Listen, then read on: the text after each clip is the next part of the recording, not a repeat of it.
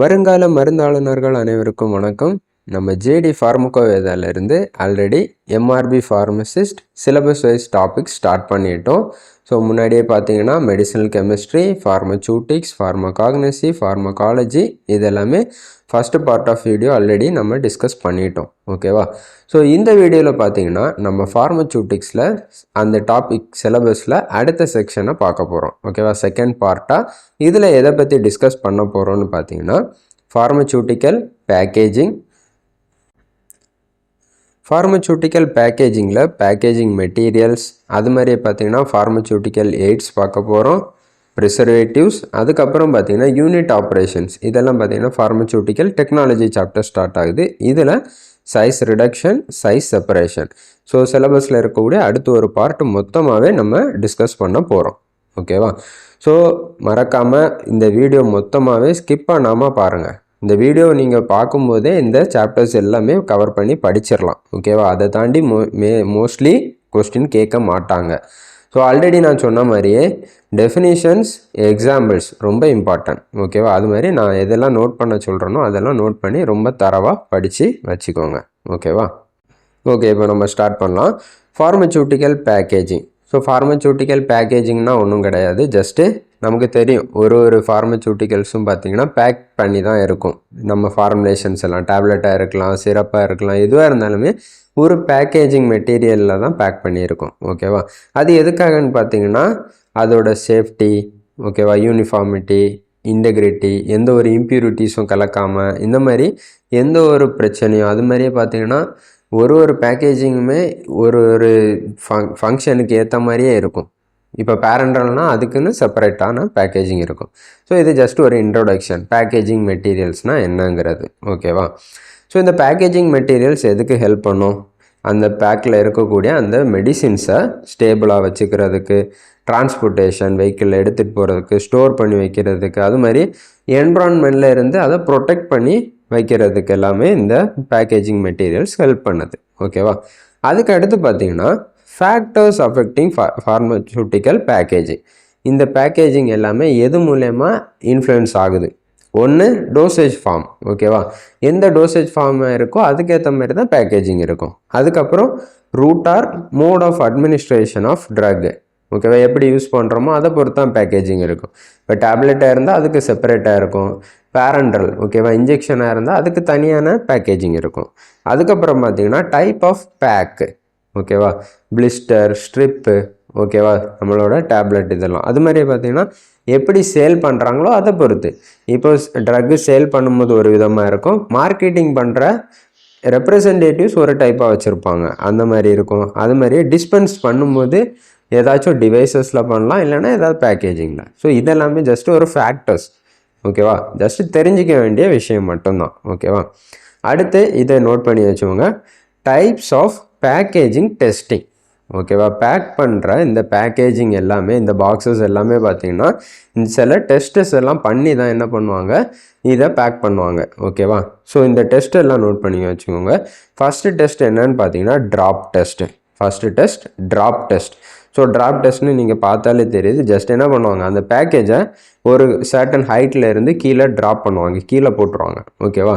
அப்போ அதோட அது எந்த அளவுக்கு அந்த பேக்கிங் இல்லைனா அந்த கார்ட்போர்டு எந்த அளவுக்கு ஸ்ட்ராங்காக இருக்குது அதை கண்டுபிடிக்கிறதுக்காக. ஓகேவா? First one drop test. Second test பார்த்தீங்கன்னா கொலாசிபிலிட்டி டெஸ்ட்டு. ஸோ இந்த கொலாசிபிலிட்டி டெஸ்ட்டு மோஸ்ட்லி பார்த்தீங்கன்னா இந்த டியூப்ஸில் தான் பண்ணுவாங்க. இப்போ அலுமினியம் கொலாசபிள் டியூப்ஸ்.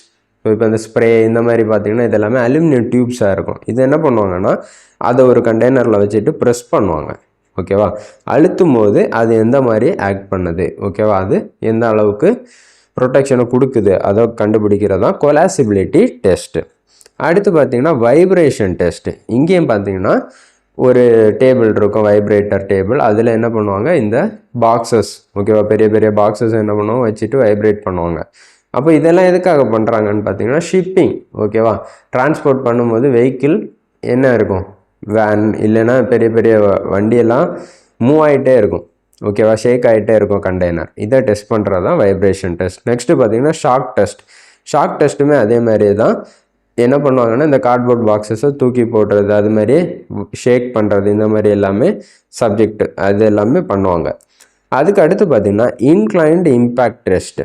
ஸோ இந்த டயக்ராம் பார்த்திங்கன்னா தெரியும், சாய்வான ஒரு இதில் வச்சுட்டு கார்ட்போர்ட் பாக்ஸை என்ன பண்ணுவாங்க, டெஸ்ட் பண்ணுவாங்க. ஓகேவா, எந்த அளவுக்கு மூவ் ஆகுது, எந்த ஆங்கிளில் மூவ் ஆகும்போது எந்த அளவுக்கு இதாகுது, அது பெண்ட் ஆகுதா இல்லை அது கமந்து கீழே விழுந்துருதா, இந்த மாதிரி இதெல்லாம் செக் பண்ணுறது இன்க்ளைன்டு இம்பேக்ட் டெஸ்ட்டு.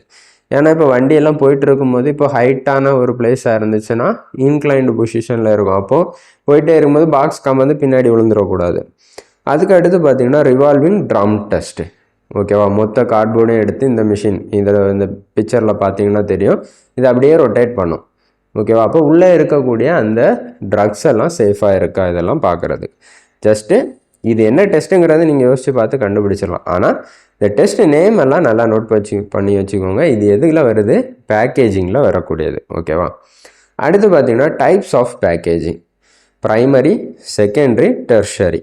ஓகேவா, ஸோ ஃபஸ்ட்டு பார்த்தீங்கன்னா ப்ரைமரி பேக்கேஜிங். ஸோ ப்ரைமரி பேக்கேஜிங்னா ஃபஸ்ட்டாக அந்த ட்ரக் எதை வச்சு பேக் பண்ணியிருக்கோ அதான் ப்ரைமரி பேக்கேஜிங். இப்போ எக்ஸாம்பிள் பார்த்து சொன்னும் போது உங்களுக்கு புரியும். இப்போ டேப்லெட் பார்த்தீங்கன்னா டேப்லெட் ஸ்ட்ரிப்பு, பிளிஸ்டர் இந்த பேக்குக்குள்ளே தான் எப்படி இருக்கும், பேக் பண்ணியிருக்கும். அது மாதிரி ஸ்ப்ரேனா அதோட அந்த கண்டெய்னர் இல்லைன்னா அந்த கேனுக்குள்ளாடி இருக்கும். இது ப்ரைமரி பேக்கேஜிங். செகண்டரி பேக்கேஜிங்னா என்னன்னு பார்த்தீங்கன்னா இந்த டேப்லெட்ஸ் எல்லாமே சேர்த்து ஒரு கார்ட்போர்ட் பாக்ஸுக்குள்ளே அடுக்கி வைக்கிறதா என்னது, செகண்டரி பேக்கேஜிங். ஓகேவா, பாக்ஸஸாக இருக்கக்கூடியது செகண்டரி பேக்கேஜிங். அடுத்த பேக்கேஜிங் பார்த்தீங்கன்னா டெர்ஷரி பேக்கேஜிங். இங்கே மொத்தமாக இருக்கக்கூடிய எல்லா பாக்ஸஸும் சேர்ந்து பெரிய பேக்கிங்காக பார்த்தீங்கன்னா கவர் வச்சு ஷீட் வச்சு அப்படியே ரோல் பண்ணி வச்சுருப்பாங்க. இதெல்லாம் டிரான்ஸ்போர்ட்டில் பல்காக யூஸ் பண்ணுறது டெர்ஷரி பேக்கேஜிங். ஜஸ்ட் இந்த விஷயம் மட்டும் தெரிஞ்சு வச்சுக்கோங்க. ஓகேவா, ஓகே. ஸோ அடுத்து பார்த்தீங்கன்னா டைப்ஸ் ஆஃப் பேக்கேஜிங் மெட்டீரியல்ஸ். இந்த பேக் பண்ணக்கூடிய மெட்டீரியல்ஸ் எதை யூஸ் பண்ணி பண்ணுறாங்க. ஃபஸ்ட்டு பார்த்தீங்கன்னா glass material, second plastic material, third metals material, fourth rubber materials, அடுத்து பேப்பர் போர்டு மெட்டீரியல்ஸ். ஓகேவா, ஓகே. ஸோ இப்போ ஒன்று ஒன்றா டிஸ்கஸ் பண்ணுவோம். இதில் டெஃபினிஷன்ஸும் நான் சொல்கிற எக்ஸாம்பிள்ஸையும் நல்லா நோட் பண்ணி வச்சுக்குவோம். ஓகேவா, வேறு எல்லாமே பார்த்தீங்கன்னா நம்மளுக்கு தெரிஞ்ச விஷயங்கள் தான், அதை ஜஸ்ட்டு ஒரு வாட்டி ரீகால் பண்ணிக்கோங்க. ஓகேவா, நான் சொல்லும்போது. ஸோ ஃபஸ்ட்டு பார்த்தீங்கன்னா கிளாஸ் பேக்கேஜிங். ஃபஸ்ட்டு டெஃபினிஷன், கிளாஸ்னால் என்ன, கிளாஸ்னால் என்னன்னு பார்த்தீங்கன்னா போரோசிலிகேட் கிளாஸ். அதில் என்ன இருக்குன்னு பார்த்தீங்கன்னா boric oxide, aluminium oxide, alkali இல்லைனா ஆல்கலைன் எர்த் ஆக்சைடு இருக்கிற ஒரு பொருள் தான் என்னது, கிளாஸ். இது கேட்பாங்க டெஃபினிஷன் மாதிரி. ஓகேவா, நோட் பண்ணி வச்சுக்கோங்க. ஜஸ்ட்டு போரோசிலிகேட் கிளாஸ்னால் boric oxide, aluminium oxide, alkali or alkaline earth oxides இருக்கும்.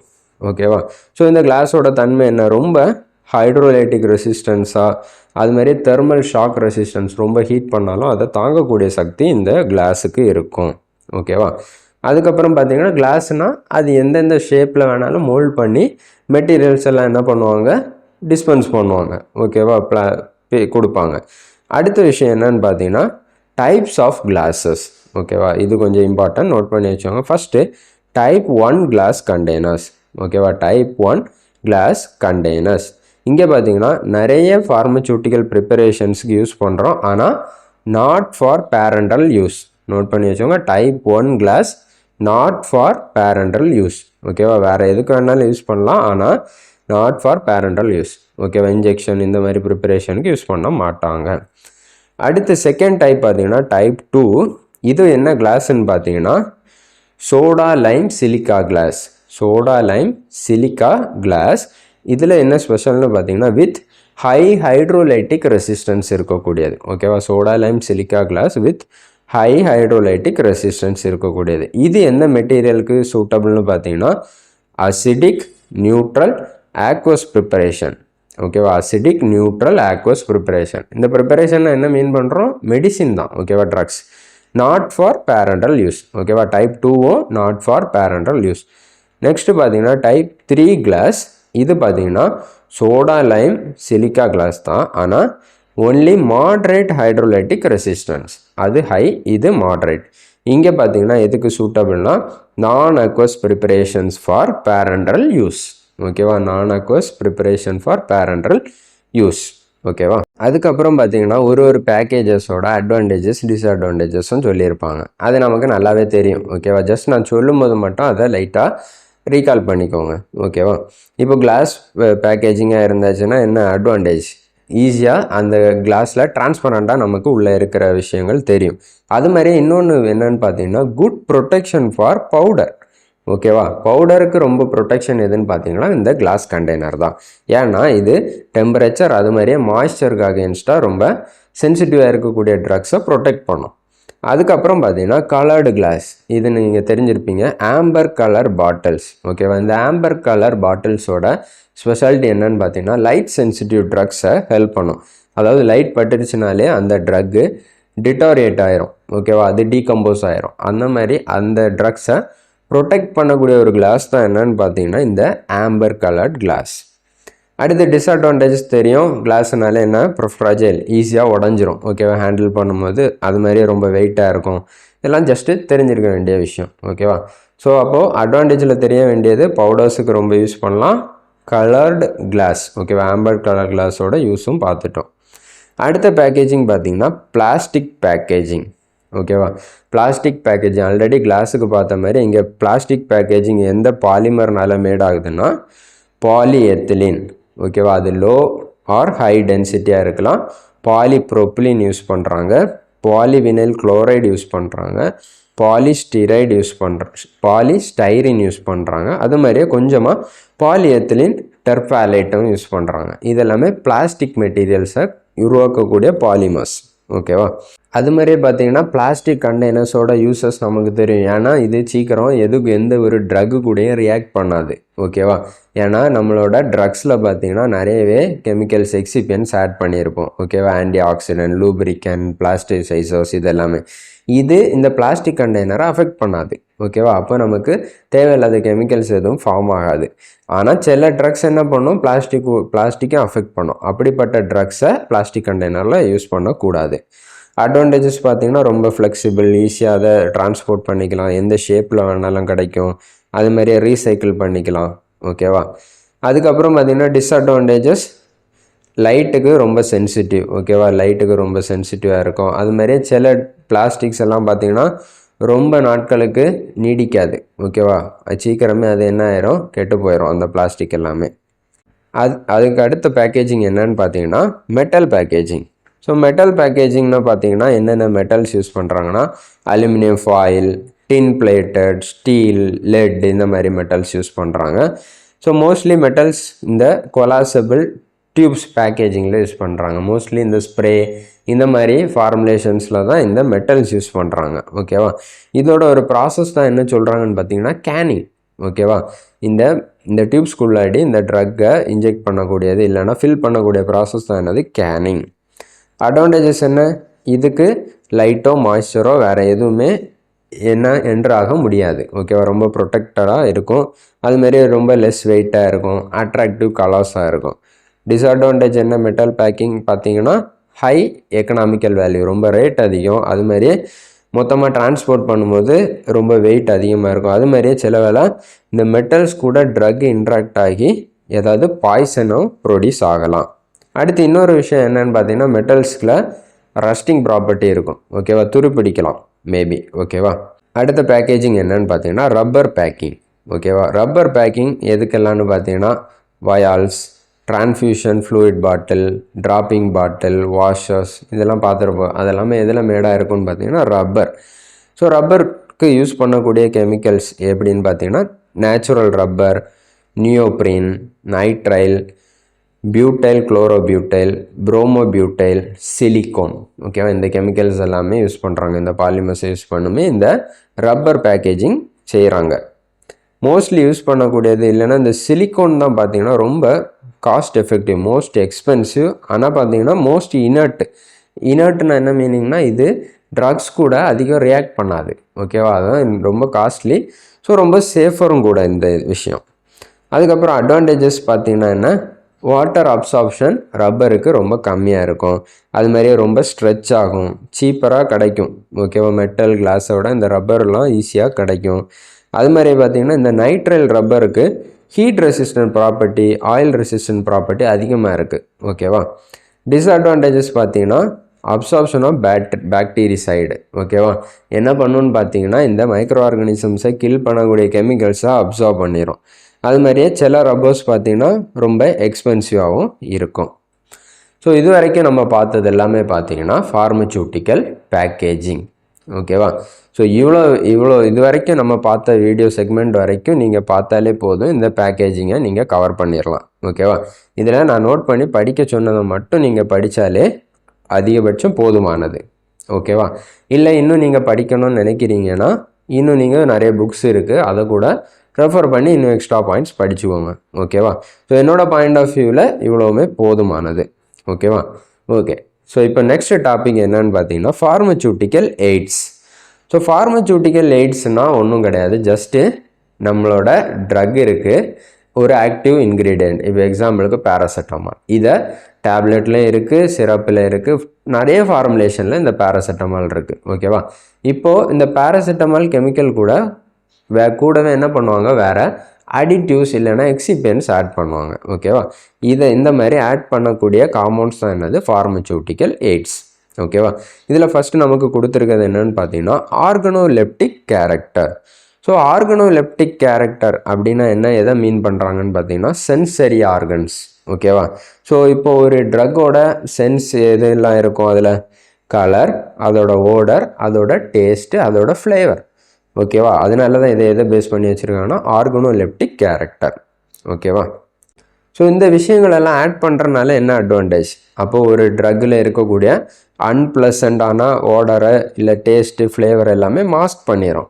ஓகேவா, அப்போது ரொம்ப ஃப்ளேவர் ரொம்ப அட்ராக்டிவாக இருந்துச்சுன்னா சின்ன பிள்ளைங்க பெரியவங்க கூட ஈஸியாக என்ன பண்ணுவாங்க, ட்ரக்கை எடுத்துப்பாங்க. ஓகேவா, ஒரு ட்ரக் கம்ப்ளைண்ட்ஸை இன்க்ரீஸ் பண்ணுறதுக்காக தான் இந்த ஆர்கனோலெப்டிக் கேரக்டர்ஸை ஆட் பண்ணுறாங்க.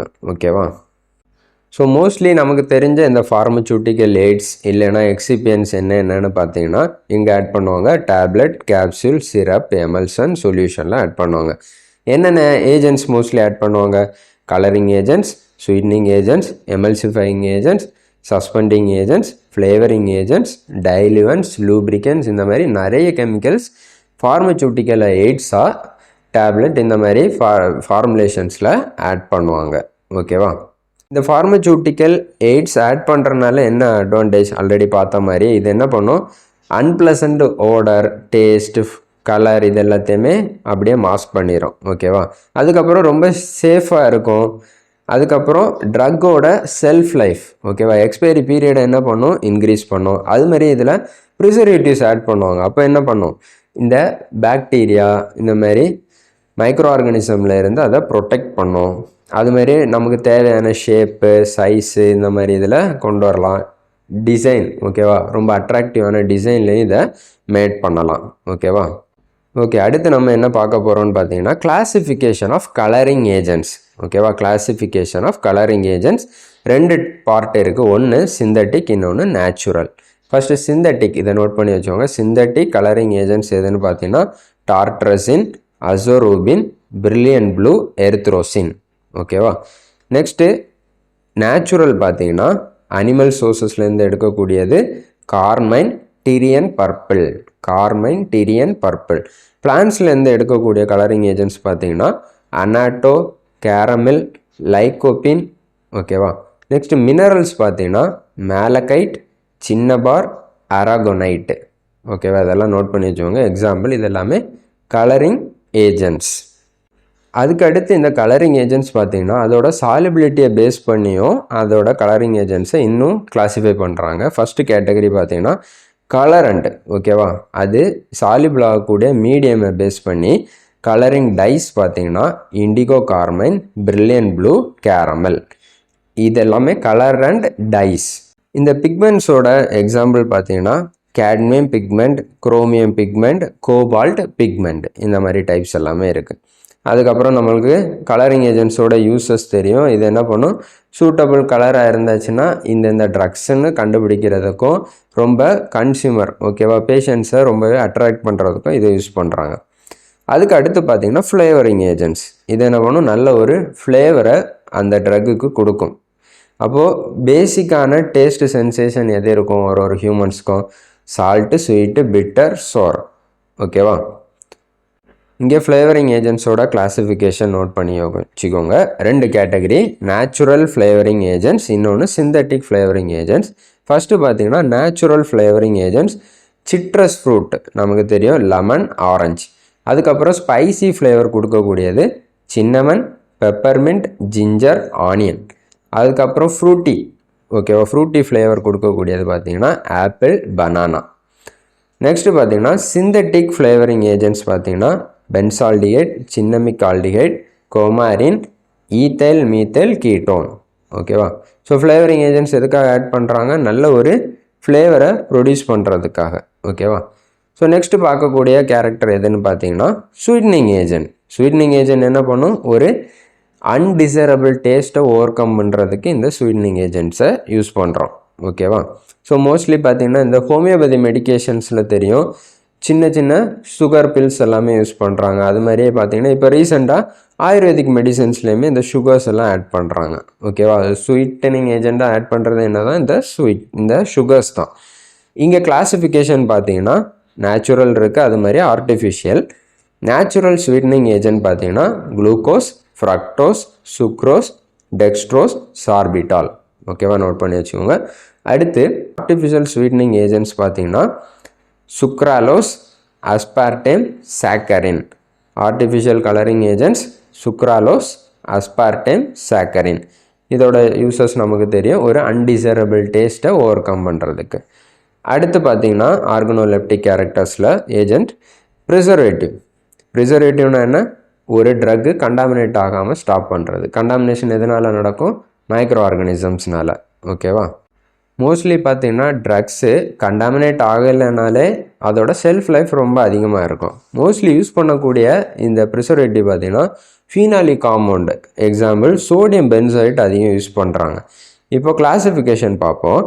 மெக்கானிசம் ஆஃப் ஆக்ஷனை பேஸ் பண்ணி 3 கேட்டகரியாக இந்த ப்ரிசர்வேட்டிவ்ஸை பிரிச்சிருக்காங்க. ஓகேவா. ஃபஸ்ட்டு பார்த்திங்கன்னா ஆன்டி மைக்ரோபியல் ஏஜென்ட்ஸ். ஓகேவா. இது என்ன பண்ணும்? மைக்ரோ ஆர்கானிசமை கில் பண்ணக்கூடியது. எக்ஸாம்பிள் பார்த்திங்கன்னா phenolic compounds, parabens, propylene glycol, BHT butylated hydroxytoluene, BHA butylated hydroxy anisole. இதெல்லாம் நோட் பண்ணி வச்சுக்கோங்க. ப்ரிசர்வேட்டிவ்ஸை வச்சு கொஞ்சம் அதிகமாகவே 1 வேர்ட்ஸ் கேட்குறாங்க. இந்த எக்ஸாம்பிள்ஸ் எல்லாம் நோட் பண்ணி வச்சுக்கோங்க. ஓகேவா. அதுக்கப்புறம் ஆல்ரெடி 2 பார்ட்ஸ் இருக்குது. இன்னொன்று பார்த்தீங்கன்னா மைக்ரோபயோஸ்டாட்டிக். ஓகேவா. இந்த ப்ரிசர்வேட்டிவ்ஸ் என்ன பண்ணுன்னு பார்த்தீங்கன்னா அந்த மைக்ரோப்ஸோட க்ரோத்தை இன்ஹிபிட் பண்ணும். ஓகேவா. இன்னொரு டைப் பார்த்தீங்கன்னா மைக்ரோபயோசைடல். இது என்ன பண்ணுன்னா அந்த மைக்ரோப்ஸை டைரெக்டாக கில் பண்ணிடும். ஓகேவா. ஓகே. ஸோ நெக்ஸ்ட்டு ஆட் பண்ணக்கூடிய ஏஜென்ட் என்னன்னு பார்த்தீங்கன்னா ஆன்டி ஆக்சிடென்ட் ஏஜென்ட்ஸ். ஓகேவா. ஆன்டி ஆக்சிடென்ட் ஏஜென்ட்ஸ் ஆக்சிடைஸ் ஆகாமல் அந்த ட்ரக்கை காப்பாற்றுறது. ஓகேவா. அதை பிளாக் பண்ணக்கூடியதான் இந்த ஆன்டி ஆக்சிடென்ட் ஏஜென்ட்ஸ். எக்ஸாம்பிள் பார்த்தீங்கன்னா ascorbic acid, citric acid, tocopherols, already பார்த்த பிஹெச்ஏ, பிஹெச்டி. ஓகேவா. இந்த ரெண்டுமே ஆல்ரெடி நம்ம எங்கேயும் பார்த்தோம், ப்ரிசர்வேட்டிவ்லையும் பார்த்தோம். ஒரு ஆன்டி ஆக்சிடென்ட் ஏஜென்ட்டாகவும் இது யூஸ் ஆகுது. ஓகேவா. நெக்ஸ்ட் ஏஜென்ட் என்னன்னு பார்த்தீங்கன்னா கீலேட்டிங் ஏஜென்ட்ஸ். இது என்ன பண்ணுன்னு பார்த்தீங்கன்னா ஒரு ட்ரக்கை டிகிரேட் ஆகாமல் ஸ்டாப் பண்ணும், இல்லை ப்ரிவெண்ட் பண்ணும். ஓகேவா. காம்ப்ளெக்ஸஸை ப்ரொடியூஸ் பண்ணி. எக்ஸாம்பிள் பார்த்தீங்கன்னா இடிடிஏ, பாலிபாஸ்பேட்டஸ். இங்கேயும் பார்த்தீங்கன்னா கிளாஸிஃபிகேஷன் 2 டைப் இருக்குது ப்ரிசர்வேட்டிவ்ஸில். ஒன்று நேச்சுரல் ப்ரிசர்வேட்டிவ், இன்னொன்று சிந்தட்டிக் ப்ரிசர்வேட்டிவ். நேச்சுரல் ப்ரிசர்வேட்டிவ் பார்த்தீங்கன்னா vinegar, honey, castor oil, salt, sugar. அடுத்து பார்த்தீங்கன்னா சிந்தட்டிக் ப்ரிசர்வேட்டிவ் சோடியம் பென்சோயேட், அதுக்கப்புறம் பிஹெச்ஏ, பிஹெச்டி. ஓகேவா. இதெல்லாமே ப்ரிசர்வேட்டிவ்ஸ். யூசஸ் நமக்கு தெரியும், ஒரு ட்ரக்கோட ஷெல்ஃப் லைஃப்பை இன்க்ரீஸ் பண்ணுறதுக்கு தான் இந்த ஏஜென்ட்ஸ் எல்லாமே ஆட் பண்ணுறாங்க. ஓகே. இப்போ நம்ம ஃபார்மசூட்டிக்ஸ் சிலபஸில் ஃபஸ்ட்டு இருக்கக்கூடிய அந்த இன்ட்ரொடக்ஷன் போர்ஷன் மொத்தமாகவே கவர் பண்ணிட்டோம். ஓகேவா. ஆல்ரெடி ஃபஸ்ட்டு பார்ட்டில் நம்ம ஃபார்மகோபியா வரைக்கும் ஃபினிஷ் பண்ணிட்டோம். இப்போ நம்ம பேக்கேஜிங், அது மாதிரியே ஃபார்மசூட்டிக்கல் எய்ட்ஸ் இதெல்லாமே முடிச்சிட்டோம். இப்போ அடுத்து வரக்கூடிய சாப்டர் இல்லை டாபிக் என்னன்னு பார்த்தீங்கன்னா யூனிட் ஆப்ரேஷன்ஸ். இது நமக்கு எது கீழே வரும்னு பார்த்தீங்கன்னா ஃபார்மசூட்டிக்கல் டெக்னாலஜி. ஓகேவா. அது கீழே வரக்கூடியது. ஃபஸ்ட்டு நமக்கு என்ன கொடுத்துருக்காங்கன்னு பார்த்தீங்கன்னா சைஸ் ரிடக்ஷன். ஓகேவா. சைஸ் ரிடக்ஷன் அதுலேயே நமக்கு தெரியுது. சைஸ் ரிடக்ஷன் மீனிங் என்ன? ட்ரக்கு ப்ரொடியூஸ் பண்ணும்போது எப்படி இருக்கும், பெரிய லார்ஜர் சைஸ் பார்ட்டிகலாக இருக்கும். இது எல்லாமே சின்ன சின்ன பார்ட்டிகலாக உடைக்கிறது தான் என்னது, இந்த சைஸ் ரிடக்ஷன் ப்ராசஸ். ஓகேவா. இந்த சைஸ் ரிடக்ஷனை வச்சு இன்னும் நம்ம போன எக்ஸாமில் பார்த்தீங்கன்னா கொஸ்டின்ஸ் கேட்டிருந்தாங்க. இதோட அதர் நேம்ஸ் என்ன, சைஸ் ரிடக்ஷனோட அதர் நேம் என்னன்னு பார்த்தீங்கன்னா கம்யூனிஷன். ஓகேவா, கம்யூனிஷன், COMMUNITION, கம்யூனிஷன். ஓகேவா, ஜஸ்ட் அதை மட்டும் தெரிஞ்சால் போதும். ஓகே, இப்போ ஒரு பார்ட்டிகுலர் சைஸ் ரெடியூஸ் பண்ணுறதுனால என்ன நமக்கு அட்வான்டேஜ், இல்லைன்னா அதோட இம்பார்ட்டன்ஸ், முக்கியத்துவம் என்ன? ஃபஸ்ட்டு விஷயம் பார்த்தீங்கன்னா டு இம்ப்ரூவ் தி ஸ்டெபிலிட்டி. ஓகேவா, ஒரு டோசேஜ் ஃபார்மோட ஸ்டெபிலிட்டி இன்க்ரீஸ் பண்ணுறதே என்ன தான், இந்த சைஸ் ரிடக்ஷன் ப்ராசஸ் தான். அதுக்கப்புறம் பார்த்தீங்கன்னா செப்பரேஷனுக்கும் என்ன பண்ணுது, இந்த சைஸ் ரிடக்ஷன் ப்ராசஸ் தான் ஹெல்ப் பண்ணுது. ஓகேவா, ஏன்னா பெரிய பார்ட்டிகல்ஸ் தனியாகவும் சின்ன பார்ட்டிகல்ஸ் தனியாகவும் செப்பரேட் ஆகும். அதுக்கப்புறம் பார்த்தீங்கன்னா ரொம்ப முக்கியம், இந்த பார்ட்டிகல் சைஸ் ரொம்ப கம்மியாக இருந்தால் தான் நம்ம பாடியில் ஈஸியாக அது அப்சார்ப் ஆகும். ஓகேவா, அது ஒன்று. இன்னொன்று பார்த்தீங்கன்னா ஈஸியாக டிசால்யூபிள் ஆகுறதுக்கும், ஓகேவா, டிசொல்யூஷன் ஆகுறதுக்கும் ஹெல்ப் பண்ணக்கூடியது. இல்லைன்னா அந்த பார்ட்டிகளோட ரேட் ஆஃப் சொல்யூஷன் இன்க்ரீஸ் ஆகிறதுக்கும் காரணம் என்னதுன்னா பார்த்தீங்கன்னா இந்த சைஸ் ரிடக்ஷன் தான். அடுத்து என்ன பார்க்க போகிறோம்னா ஃபேக்டர்ஸ் அஃபெக்டிங் சைஸ் ரிடக்ஷன். ஓகேவா, இந்த சைஸ் ரிடக்ஷனை அஃபெக்ட் பண்ணக்கூடிய ஃபேக்டர்ஸ் எதுன்னு பார்த்தீங்கன்னா ஃபஸ்ட்டு ஹார்ட்னஸ். ஓகேவா, இப்போ ஒரு மெட்டீரியல் ரொம்ப ஹார்டாக இருக்குன்னா அதை சின்ன சின்ன பார்ட்டிகளாக உடைக்கிறது கஷ்டம். ஓகேவா, அது ஒன்று. செகண்ட் பார்த்தீங்கன்னா டஃப்னஸ். ஓகேவா, சில ட்ரக்ஸ், ஸ்க்ரூ ட்ரக் பார்த்தீங்கன்னா இப்போ ஃபைப்ரஸாக இருக்கக்கூடிய ட்ரக் ஈஸியாக உடையாது. ஓகேவா, சின்ன பார்ட்டிகளாக. அதுக்கப்புறம் பார்த்தீங்கன்னா மெட்டீரியலோட ஸ்ட்ரக்சர். ஓகேவா, சில ஸ்ட்ரக்சரோட இருக்கிற அந்த மெட்டீரியலை என்ன பண்ணுது, ஈஸியாக உடைக்க முடியாது. அதுக்கப்புறம் பார்த்தீங்கன்னா சாலிபிலிட்டி.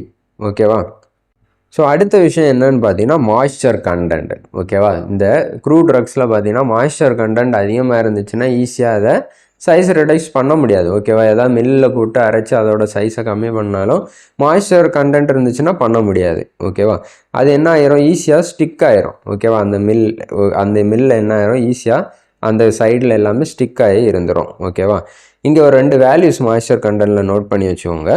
இப்போ ஒரு மெட்டீரியல் 5% மாய்ஸ்சர் கண்டென்ட் இருந்துச்சுன்னா அதை எந்த கிரைண்டிங்கில் கொடுப்பாங்கன்னா ட்ரை கிரைண்டிங். ஓகேவா, ட்ரை கிரைண்டிங்.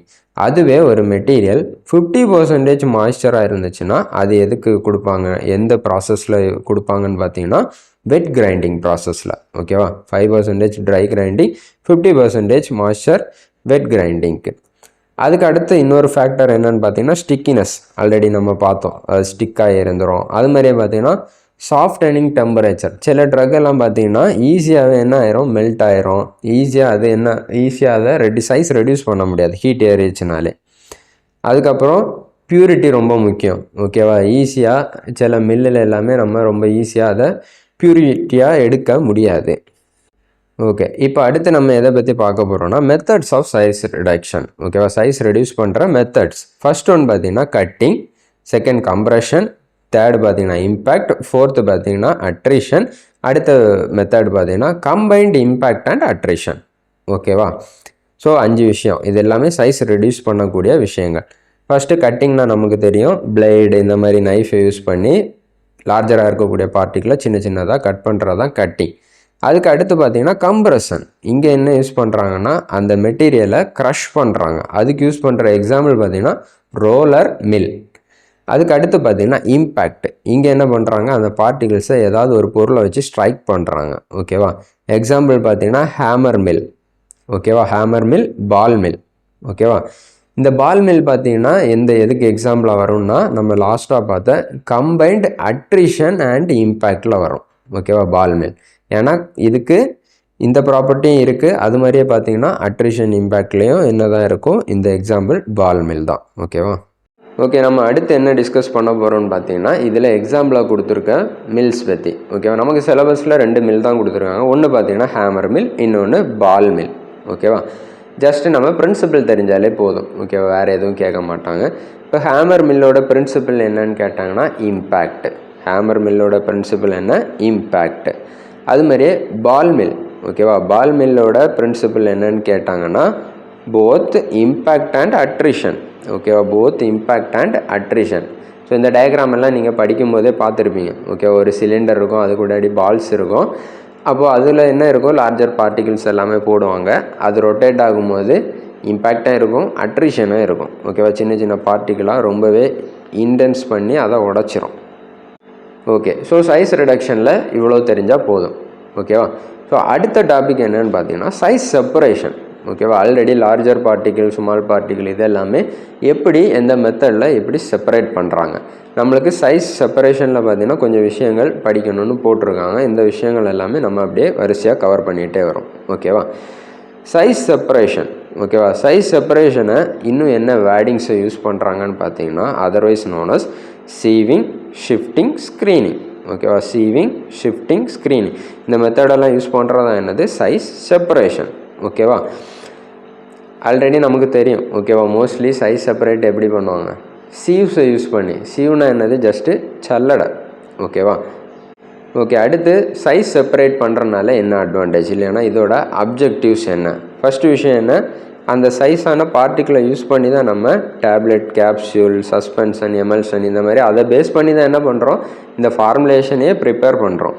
ஓகேவா, அதுக்கப்புறம் பார்த்திங்கன்னா ஒரு பார்ட்டிகிள்ஸோட ஃப்ளோயபிலிட்டி, யூனிஃபார்மிட்டியை பேஸ் பண்ணி என்ன பண்ணுறோம், ஃபார்முலேஷன்ஸை செப்பரேட் பண்ணுறோம். ஓகேவா, அதுக்கப்புறம் பார்த்திங்கன்னா பார்ட்டிகிள்ஸை நம்ம செப்பரேட் பண்ணால் மட்டும்தான் அதை ஈஸியாக ஒரே சைஸாக அதை மிக்ஸ் பண்ண முடியும். ஓகேவா, ப்ரொடியூஸ் பண்ணும்போது. அதுக்கப்புறம் நமக்கு தேவையான அளவுக்கு ஃபீடை கரெக்டாக ப்ராசஸில் குயிக்காக நடக்கிறதுக்கு அந்த பார்ட்டிகிள்ஸ் ஒரே சைஸாக இருந்தால் தான் நடக்கும். அது மாதிரியே குவாலிட்டி கண்ட்ரோல் அதிகமாக இருக்கும்.